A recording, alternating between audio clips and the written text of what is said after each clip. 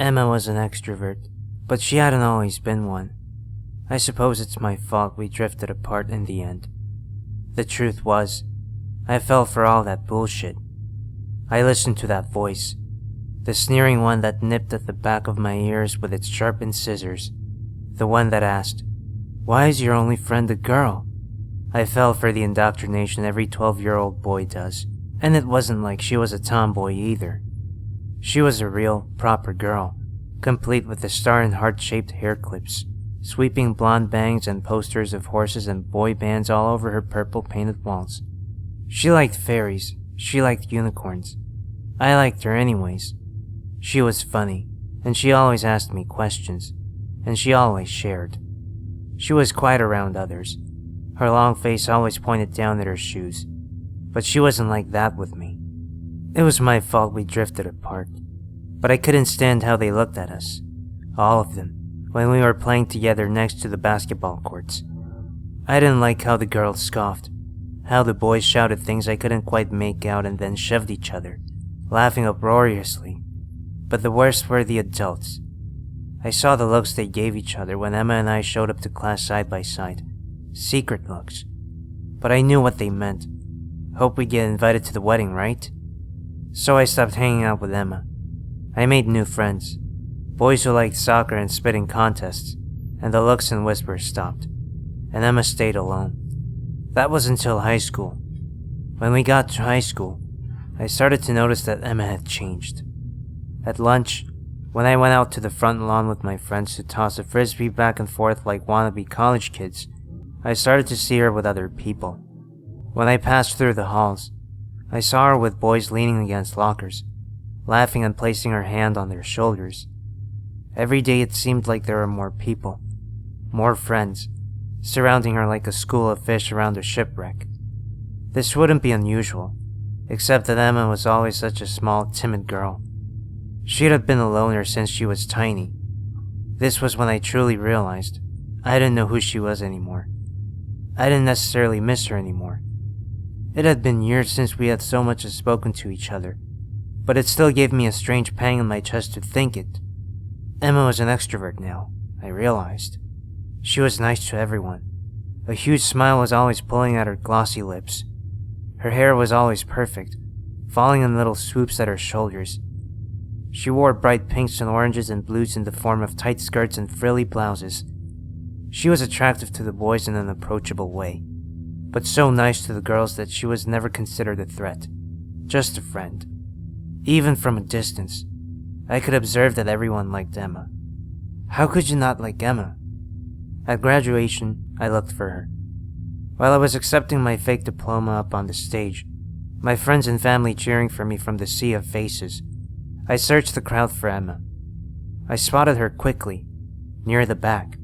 Someone was talking to her animatedly, a girl with a tight brown ponytail and braces, and she was smiling a strange smile, but she wasn't responding. Instead, she stared straight forward. I felt my face get a little hot. Was she looking at me? Should I wave her something? But when I squinted my eyes, I could tell that it wasn't me she was looking at. She was looking somewhere behind me. After the ceremony, I looked for her again. I tried to part the mass of bodies, muttering excuse me's and sorries as I went. She was surrounded by a throng of her peers, all speaking so loudly and cheerfully that I couldn't make out anything she was saying. I got a glimpse of her face for a split second. She was smiling in that same strange way, almost sad. I finally heard her say something, her pink lips parting like they were crumpled up, as if she was crying. "I'm gonna miss you all so much." Then came college. Emma and I ended up at the same school, one that was far enough away from home to feel like a grown-up, but not far enough to actually be one. In college, I saw her less, so I thought of her less. College was much bigger than high school, and I had much more to think about than my old childhood friend, but when I did see Emma, things seemed the same. Always surrounded by people, always smiling. I made new friends. I tried out for the soccer team, and I made it. My grades were okay, B to C average, and my roommate was weird, but he always left me alone. I felt content with the little life I had been building. That was until the party. It was by no means the first college party of the year, nor the craziest. I was told it would just be a couple kids at one of the houses on campus, being rented out by seniors, but in typical college party fashion, it got out of hand pretty quickly. I went with a couple of my own friends, and we mostly stayed in the kitchen, crammed in the corner with mystery drinks clutched in our hands. The whole place reeked of smoke, and all the light bulbs had been changed to colored ones, giving the house almost an eerie nightclub vibe. It wasn't anything special, but feeling the warm buzz brought on by a mixed drink in a red plastic cup, crouched in a stranger's kitchen with new friends, I was feeling pretty good. I knew when Emma got there. I could claim I sensed it, like it was some sort of psychic superpower, but I just knew by the chatter. The air suddenly felt livelier, and people funneled from the kitchen to the living room, calling out greetings. My friends and I used the temporary quiet in the kitchen to get ourselves fresh drinks, and then we filed out to the porch to smoke. My warm feeling only grew, and soon I was laughing so hard I felt I might piss myself, elbowing my friends in the way that's only okay when you're drunk. The music thumped from inside the house, muted by the sliding glass door, and I didn't even feel the cold. When we finally decided to go back inside, I was surprised to find the kitchen entirely empty. I frowned and checked my phone. It was only around midnight. Why would everyone be gone? That was when I heard someone shout from the other room, and my friends and I eyed each other. I felt a guilty twinge at how excited the prospect of a fight breaking out made me. But I wanted stories. I wanted the college experience. We all rushed into the living room, and that was when I saw her. Emma was on the table, and everyone in the room was facing her, as if she were a caged animal in the zoo. She was on her hands and knees, but in a way that told me she'd been standing up before, clutching a clear bottle in one hand and the edge of the table with the other. I watched, horrified, as she rushed over the side, wobbling back and forth like a swaying ship. Everyone shouted in dismay and crashed backwards toward the wall, wanting to avoid the splash zone, and I was very nearly forced out of the room. No, she moaned, wiping at her mouth with the back of her hand, the bottle clanking against her shirt buttons. I'm sorry. Clearly she had had too much to drink, and I wondered what I had missed before we'd come in. My friends were laughing, nudging each other and me, but I didn't join them. Emma keeled over, flopping pathetically on the table, as someone shouted, "Get down!" Their voice brash and cruel. Someone else laughed. Someone else started taking pictures of her. I had never seen her like this, and I had never seen anyone be mean to Emma, not since middle school at least. I like to think I saw her wet skirt before anyone else did. At least, I hope that's true. I would hate for everyone there to remember their last time seeing her alive, as her slumped over on someone's table, pee trickling down her legs and pulling at her lip, hugging an empty bottle like a teddy bear. I shoved through the crowd on an instinct, ignoring my friends' questioning shouts trailing after me. I reached Emma in a few seconds, gently trying to pry the bottle from her hands and pull her from the table. She finally acknowledged me when I scooped her up into my arms, wincing at the wetness soaking through my shirt sleeves. Her eyes fluttered open and she stared up at me. Her eyes glazed over. Andrew? She slurred. I nodded, my face made of stone.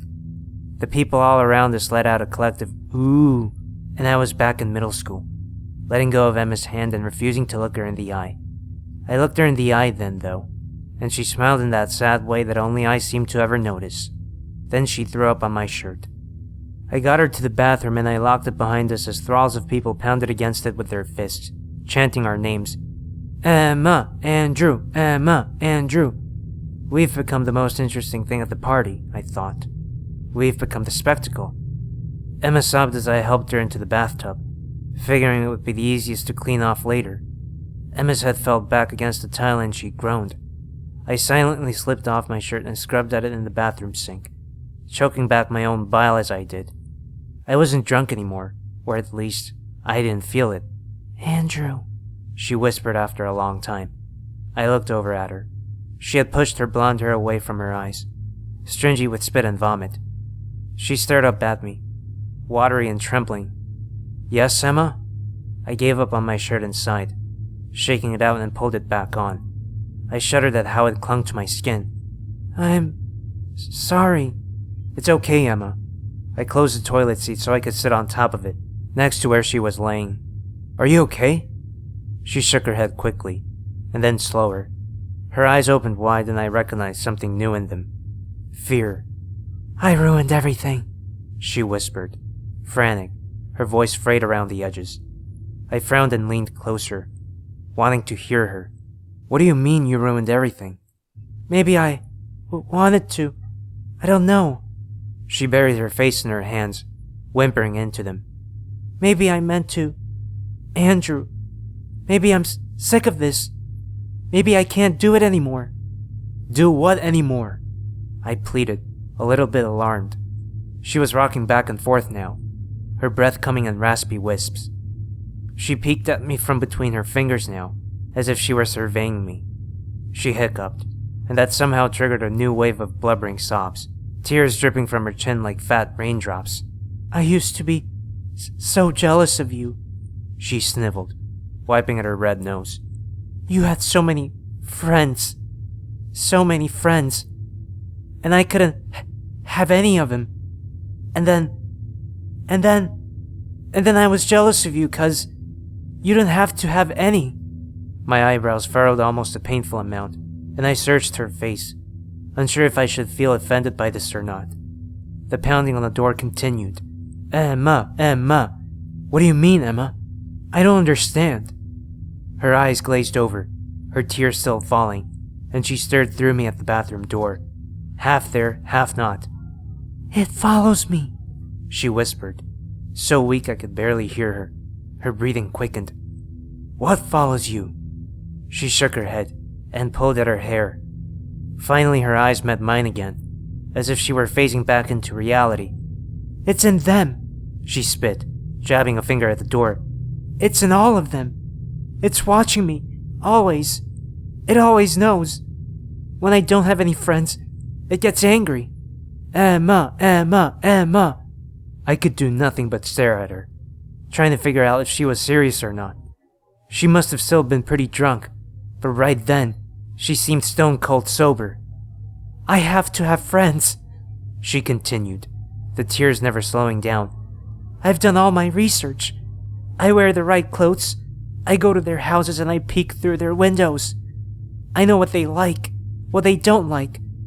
I have a binder. Everyone I meet is in my binder.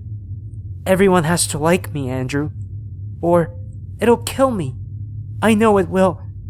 It gets closer every time I lose a friend. It started with you. I felt suddenly very cold. I heard the words she wasn't saying. You were the very first friend I ever lost. I thought of her at graduation, staring at something that wasn't there behind me, that strange smile on her face, and I started to believe her. Emma. Bang, bang, bang, bang, bang. And now they all hate me, she sobbed bitterly, hugging herself. I did it to myself, all of that work, and one night, one mistake is gonna kill me. It's gonna kill me now. It's gonna kill me. No, it isn't, I heard myself say. I kneeled next to her, catching her franticness like a cold. No, it's not. You're safe in here. It's gonna kill me, she mumbled. I wasn't sure if she heard me. All that work, and it's gonna kill me. You're safe in here, and I'm your friend. I'm still your friend. I reached out, and I took her hand. Her skin was white and cold, as if she was already dead. Emma. Bang, bang, bang, bang, bang, bang, bang, bang. The voices had all morphed into one horrific amalgamation.